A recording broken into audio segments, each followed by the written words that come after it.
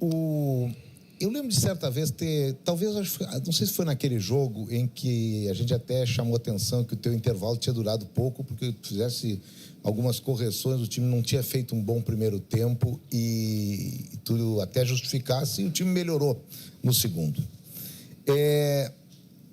O Inter não acaba gerando um estresse para si próprio? E a pergunta é praticamente a mesma.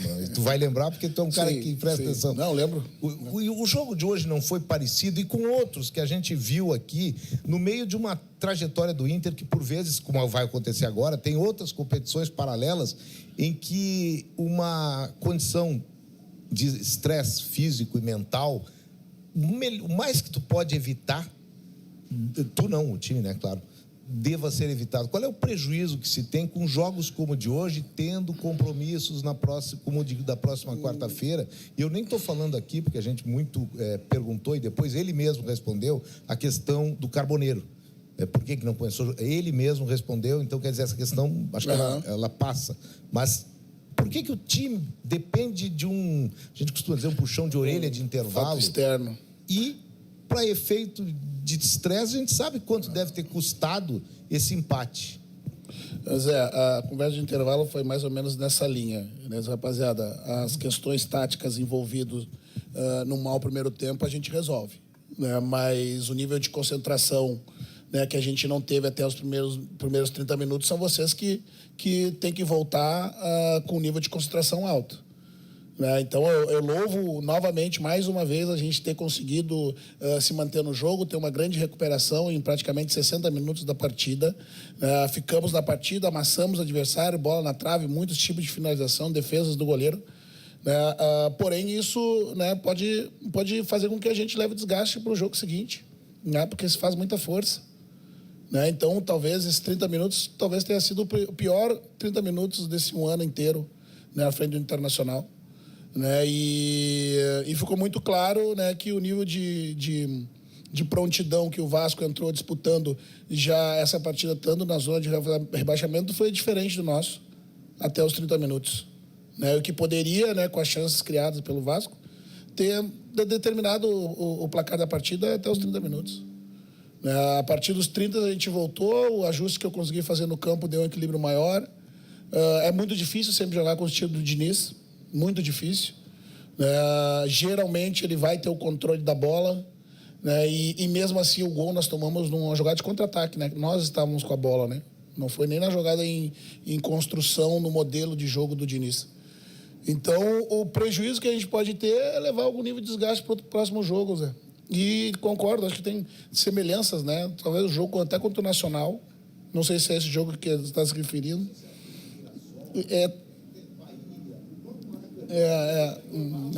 E não tenha dúvida. O Vitória esse ano? Não.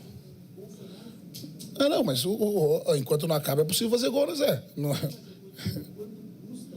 Não, sim, custo físico. Custo é físico e emocional, não tenha dúvida. É um custo maior. Né? Ao mesmo tempo, né, que acabar com esse cenário, né, que eu tenho certeza que o Vasco, pela partida que fez até os 30 minutos, está lamentando o empate, nós temos produzido para, inclusive, virar a partida, nós saímos com um sentimento de alta, né? Então, ao mesmo tempo que tu leva o desgaste físico, o emocional, ele vira a seu favor, né, quando tu consegue uma reversão de expectativa dentro da mesma partida. Né? Mas o que eu falei agora para os atletas, que a gente... que bom que aconteceu hoje. E eu tenho certeza que isso faz com que a gente entre os jogos decisivos aí 100% desde o primeiro minuto. Tudo bem, Roger? Boa noite. Bruno Abchecker, da Rádio Grenal. E o que aconteceu nessa primeira meia hora? Que o Inter entra apagado, o Vasco a 220, e uma segunda, a arbitragem saiu sendo criticada pelos dois lados. Qual a tua avaliação sobre o trabalho do Flávio hoje? Eu acho que foi confusa, mas não foi ela, né, na minha opinião, a que foi responsável pelo resultado do jogo e principalmente a nossa má atuação no primeiro tempo. Né, ponto. O fato é que, como eu falei para o Zé, o Vasco entrou uma partida disputando na zona de rebaixamento e nós em plena ascensão no campeonato, vindo de 3 vitórias, e talvez a gente achou que naturalmente as coisas iam acontecer dentro de campo, e não funciona dessa forma. E o pré-jogo foi bom, o aquecimento foi muito bom, a mobilização foi boa, mas ela não se traduziu né, dentro do campo nos primeiros 30 minutos. Então, né, de novo, fica de positiva a reação, né, mas a gente tem que evitar a maior parte do tempo possível. Os ajustes ainda no primeiro tempo eu fiz, né, havia uma confusão ali, principalmente do lado esquerdo, que é o lado esquerdo do Vasco mais forte. Né, o Wesley estava no meio do caminho, né, e dentro dessas situações a gente fez contra o Santos. Quando acontece esse tipo de movimento, o Wesley sabe que ele precisa baixar na linha, né, porque eles estavam colocando 5 jogadores na linha, nossa linha defensiva, e eu precisava de mais um jogador. Esse jogador era um dos pontas que desce ali para fechar esse espaço. Né, e no meio do caminho, né, acabou que gerou uma superioridade em cima principalmente do nosso lateral direito, que é o Aguirre, que, né, ficou com 2 alvos, e daí é muito mais difícil, tu chega atrasado no tempo da marcação, as jogadas acontecem pelo lado. Naturalmente, o jogo do Diniz, ele esvazia o meio para ganhar o lado, né, progredir pelo lado e a partir daí voltar pelo meio de novo. Né? E a gente aceitou esse tipo de jogo sem conseguir estar com os ajustes de marcação bem feitos. Roger, boa noite. Leonardo Som, da Rádio Bandeirantes. Eu queria, Roger, que você comentasse um pouco a fase do Wesley, que é um jogador que não vem tendo boas partidas nos últimos jogos, não vem marcando gols também, que era uma marca dele no ano passado. Atuando pelo lado direito, você acha que isso não pode estar atrapalhando ele, ter que se, digamos, moldar ao estilo da equipe, abrindo espaço para o Carboneiro jogar pelo lado esquerdo? E outra, hoje você começou com o Gustavo Prado. Por que o Prado não começou na direita, e o Wesley na esquerda, como parece ser mais confortável para o próprio Wesley? Mas não é nada confortável para o Prado. O Prado, né, e por ser mais jovem, a ideia sempre é colocar o mais jovem no lugar onde tem mais segurança para atuar, né? Então, o lugar onde o Prado se sente mais à vontade é na esquerda, né?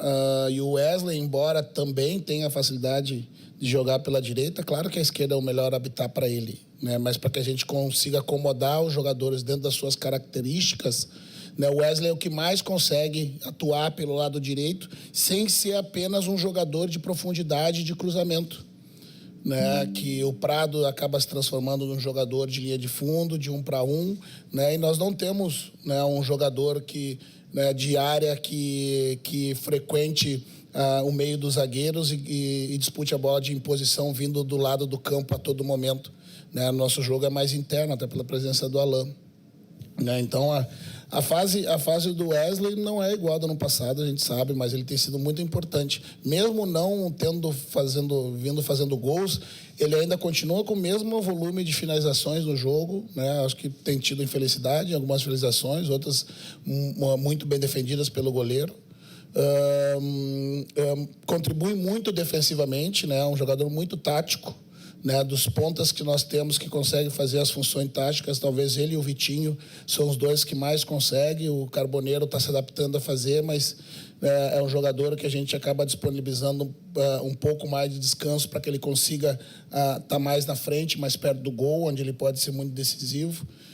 O Prado também está evoluindo fisicamente, é um jovem que ainda demanda de capacidades físicas também para que consiga cumprir o lado, né? Porque é um jogador oriundo do meio também, né? O Prado era meia, né? E passou a ser um jogador de lado, então precisa construir, né, isso tudo, né? E o Tabata, né, hoje eu já consegui usá-lo um pouquinho mais por dentro, na posição do Alain, onde a gente já havia conversado.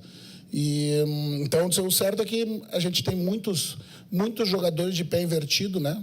Durante muito tempo a gente parou de usar os jogadores de pé do lado, né? Porque a característica dos centroavantes mudou e eles têm mais mobilidade, então de pé invertido eles têm as bolas de profundidade, né? Eu acho que é isso, né? A gente tem mais jogadores que se adaptam de pé invertido e menos do pé do lado. E entre eles todos, o Wesley é o que mais se adapta do lado direito. Mas a fase vai passar. E ele vai voltar a fazer gol. As bolas que o goleiro defende, elas vão entrar, que desvia, né, e ela pega na trave e vai entrar. Hoje ele antecipou bem o Léo Jardim e tinha um zagueiro em cima da linha. Eu não sei o que ele estava fazendo ali naquele momento, né, e salvou um gol que seria talvez o nosso gol do empate e, por consequência, a possibilidade de seguir no jogo para vencer. Né? Mas o bom é que coletivamente a gente arranja soluções, né? Às vezes a defesa vai bem, às vezes o ataque vai bem e a gente vai equilibrando o time. Roger, Paulo Nunes, Rádio Guaíba. Você falou que talvez foi os piores 30 minutos desde da tua gestão aqui no Inter, esse início de jogo hoje contra o Vasco. E você falou da desatenção do time. Foi só desatenção? O Vasco chegou a te surpreender um pouco nessa postura que esteve aqui no Beira-Rio hoje. E você falou também agora do Tabata por dentro. Eu queria também uma sobre essa, porque você disse da conversa que teve com ele. Hoje a gente pôde ver ele nessa função. E aí queria a tua avaliação também. Então, não surpreendeu, mas o Vasco fez muito bem o que se propõe a fazer dentro do modelo de Diniz.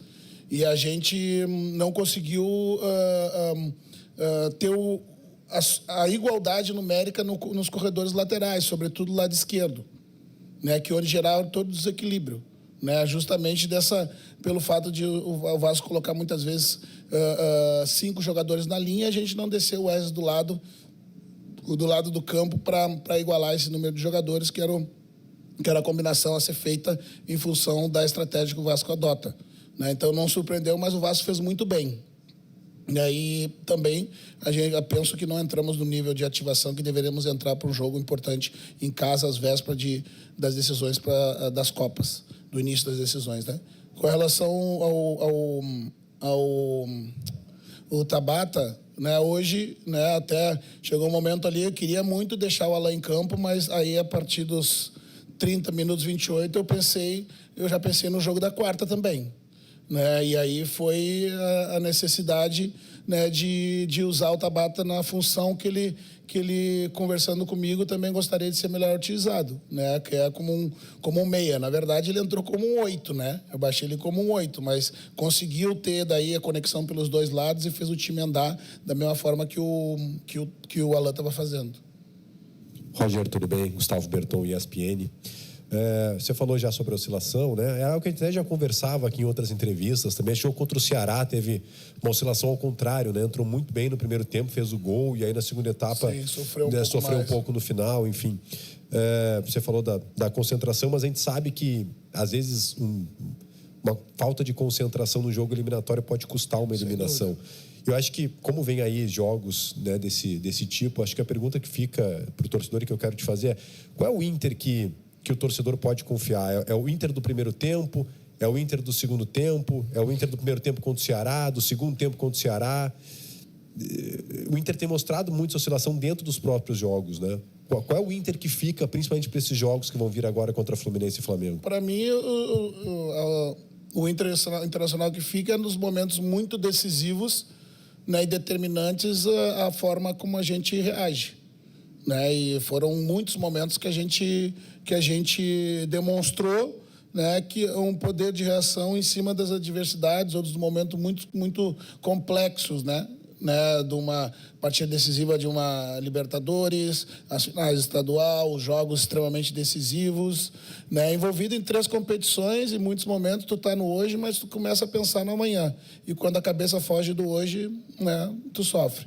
Né? Então, eu confio nesse time que fez dos 30 minutos até os acréscimos do segundo tempo de hoje, que é esse Internacional que nós teremos nas partidas decisivas. Roger, Adriano Garcia, da Rádio Galera. Você falou sobre essa questão do desgaste, né, de ter gerado desgaste para a partida de quarta-feira, que é uma partida muito importante, e talvez seja o maior objetivo, são as Copas para o Internacional, que é onde está mais perto o título. A gestão de elenco, de jogadores, essa pode ser o maior trunfo para conquistar as Copas? Sem dúvida, sem dúvida. E nós vamos ter que fazer a gestão muito próxima. Como eu disse, nós não temos um elenco recheado de jogadores que, por exemplo, talvez hoje o ideal fosse colocar um time completamente alternativo. Né? Mas a gente sabe que alternativo seria, por vezes, não tendo hoje o Ener, colocar o Raikkonen como centroavante, né? O próprio Prado, né? Colocar o Pastor, né? São jogadores muito jovens, né? Que não vão, nesse momento, né, segurar o peso de uma competição que a gente conseguiu reagir, mas esse jogo era muito importante, então tu vai ter que fazer gestão muito próximo, né, que nem dentro da partida. Hoje gostaria eu que a gente tivesse decidido o jogo no primeiro tempo e eu pudesse, né, reservar minutos, né, poupando jogadores importantes, como é o caso do Alain, né, e tive que fazer ainda com a partida em desvantagem, já pensando na quarta-feira.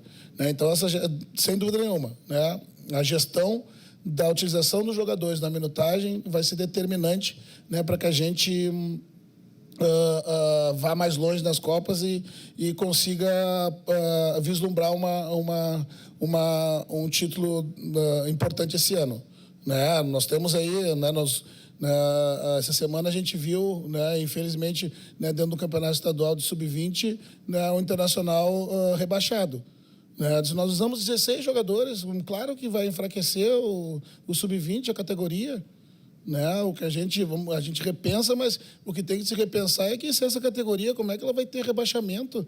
Se cobra que os clubes promovam jogadores jovens para o profissional, daí tu faz uma categoria que tenha descenso.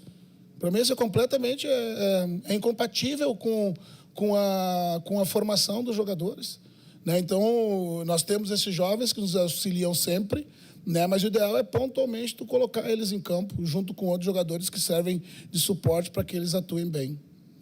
Boa noite, Roger. Jairo Vink, do canal do Baldaço. Quando o Inter teve uma queda no primeiro semestre, ali eram com as 3 competições e muitas vezes tu repetia o time. Como é que vai ser administrado a partir de agora, que tu tem 4 decisões e tem 3 jogos pelo Brasileiro? É a conversa no olho a olho, né? Como eu peguei o Carbo ontem, né? Ainda priorizando o descanso, né? E a gente conversava, como é que tu tá? Tu tá bem recuperado? Né? Eu preciso tu bem hoje e bem na quarta-feira. Prof, eu me sinto melhor do que ontem, mas eu ainda sinto que se eu iniciar o jogo eu vou arrastar o cansaço pro jogo. Né? Então, ok, então eu vou te levar pro banco, né? Se precisar, eu te coloco. Né? Porque se eu sair jogando dentro do começo com todo mundo de tanque cheio, né, o teu desgaste vai ser maior, daqui a pouco eu preciso te manter mais tempo e daí eu estou prejudicando a tua utilização dentro de um jogo também importante que a gente começa na quarta-feira a decidir.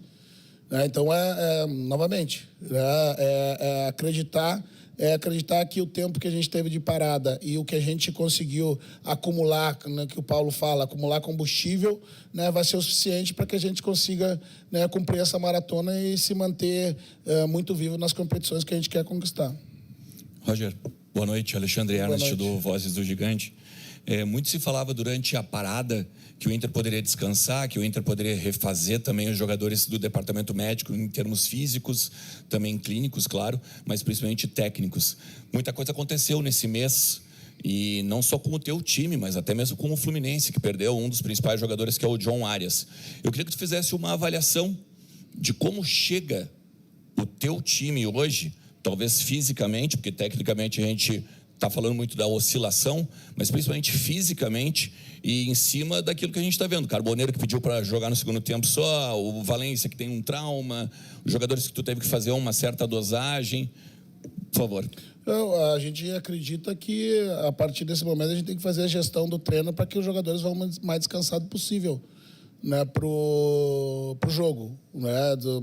Esses jogos agora que a gente iniciou, né, eu não tenho por costume, eu gosto de não fazer a concentração, por exemplo. Né, mas agora a gente está optando em levar os jogadores para o hotel para a gente consiga ter um controle maior na alimentação, principalmente, né, que é bem importante para tu, né, acumular de novo energia. E no descanso dos atletas, ficamos em Santos, né, ficamos em São Paulo no retorno do jogo contra o Santos, só voltamos na tarde da quinta-feira, justamente para que a gente conseguisse priorizar, descansar os atletas e ter uma boa alimentação, e depois liberamos à tarde. Vai ser na gestão do tempo e no descanso dos jogadores, e acredito que a gente vai chegar 100% sim, porque esse acúmulo desses 4 jogos, né, não são mais acúmulos que vão dar a condição de que a gente consiga evoluir do que provavelmente nos tire condição para esses jogos decisivos. Roger, boa noite. Nani Kemelo, da Rádio Inferno.